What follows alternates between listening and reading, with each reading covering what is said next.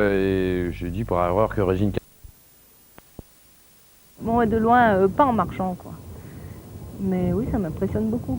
Simplement pour la contempler.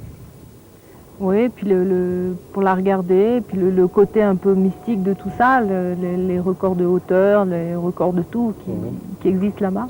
Il y a en vous un côté très contemplatif. On a d'un côté une Carole Mergue très active, qui s'engage sur des terrains très difficiles, et de l'autre, peut-être pour l'équilibrer, une Carole beaucoup plus repliée sur elle-même, qui a besoin comme ça de se couper du monde. Oh oui, je crois que déjà je suis une fille assez solitaire, un peu réservée, donc c'est vrai que j'aime pas le bruit, les choses où vraiment qui bougent beaucoup me font peur. Et en plus, c'est vrai qu'en contrepartie avec la compétition, j'aime bien me retrouver dans des endroits où je peux être seule, tranquille, récupérée en quelque sorte. Et la montagne, c'est le lieu idéal pour ça. Il n'y a pas que la montagne, mais la montagne, c'est un des lieux idéaux. Vous m'avez dit pourtant qu'il y a des choses que vous n'aimez pas en montagne. Dites-moi lesquelles alors.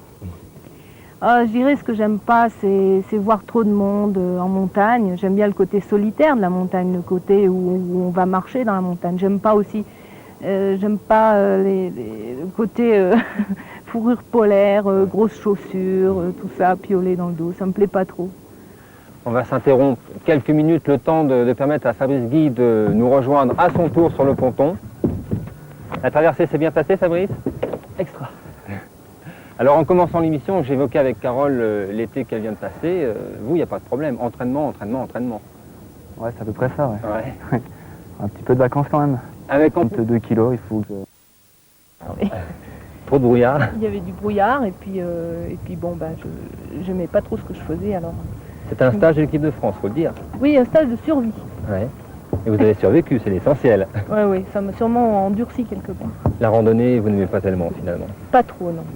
Et vous, Fabrice? Bah, moi, je suis obligé donc avec donc mon entraînement de faire au moins une fois par semaine, donc de marche, pour découvrir certains sommets, mais pas tout le temps quand même. Vous êtes Fabrice Guy, le Jurassien. Est-ce que l'étiquette est un peu dure? On va Au massif jurassien. Et puis, j'apprécie de voir qu'il y a des gens aussi dans des Vosges qui défendent la nature ou qui regardent surtout, qui observent. Des gens comme celui qu'on vient d'en voir, il y en a à Mout où vous habitez? Vous en connaissez personnellement? Oui, bon, on est dans une région qui aime beaucoup la nature. Et puis bon, j'ai déjà une petite expérience aussi de prise des photos, des petits reportages comme ça sur des animaux sauvages. Partir comme ça au petit matin, traquer l'animal? Oui, c'est un animal qui est assez dur à prendre en photo, c'est le grand tétras.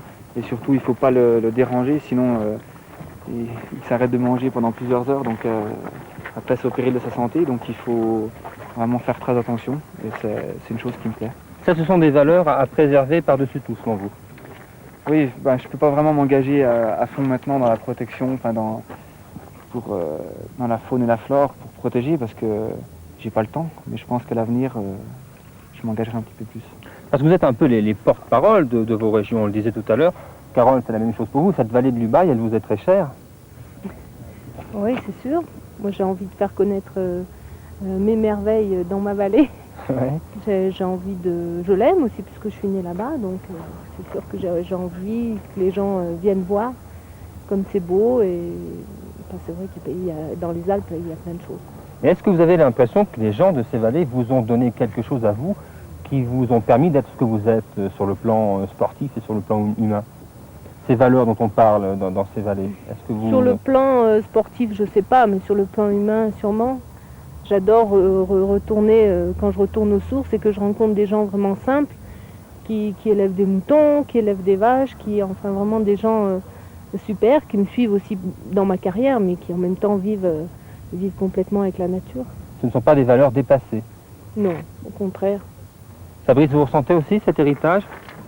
Ouais, pour moi, c'est des valeurs sûres et en fait, on ne se trompe jamais. Les gens qu'on connaît, c'est peut-être ceux qui restent le plus simple et pour nous, je parle pour moi, tout Carole aussi, le retour vraiment dans le village, c'est quelque chose de très important. Quelque chose que vous attendez? Oui, quelque chose qui me plaît vraiment au printemps parce que les saisons sont tellement longues qu'on aime bien un petit retour dans son pays. Dernière séquence de notre émission maintenant, l'histoire de la montagne en images. Vous le savez, cet été, il y a eu beaucoup d'accidents de montagne. Les images que vous allez voir remontent au début du siècle et déjà les secours en montagne étaient une préoccupation. Ça commence pour vous, Carole, dès ce soir aux Deux Alpes. Oui, premier stage de ski après 2 mois d'arrêt. C'est un plaisir. Ah oui, c'est De un revenir réel sur les plaisir planches. parce que l'entraînement physique c'est toujours un peu difficile pour moi et le fait de skier c'est super. Et le programme? Programme, un petit peu de technique, du slalom géant et des essais de matériel. Fabrice, c'est encore plus simple, c'est juste au-dessus sur le glacier de la Grande Motte. Oui, donc là c'est un petit stage un petit peu plus difficile parce qu'on skie à 3000, mais on revient toujours sur la neige tous les mois pour trouver vraiment la sensation de la glisse. Alors, il faut dire que la saison qui s'ouvre est importante puisqu'elle précède celle de l'Île-à-Meur. Un rendez-vous, bien sûr, que vous ne pouvez pas manquer. Carole. Que je peux pas manquer, j'espère. En tout cas, j'espère que j'y serai et je vais tout donner pour faire le maximum et pour obtenir ce que j'ai encore jamais eu. Donc voilà.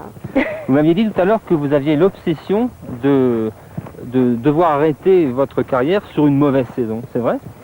Oui, c'est vrai, je crois que je détesterais arrêter sur de mauvaises impressions, sur des courses ratées. J'ai vu déjà des gens qui ont arrêté comme ça et ça me plairait pas du tout. Fabrice, ce prochain rendez-vous olympique, vous serez peut-être mieux armé pour l'aborder puisque vous êtes nos invités. On vous souhaite plein de choses pour la saison à venir. Quant à nous, n'oubliez pas que dès la semaine prochaine, Montagne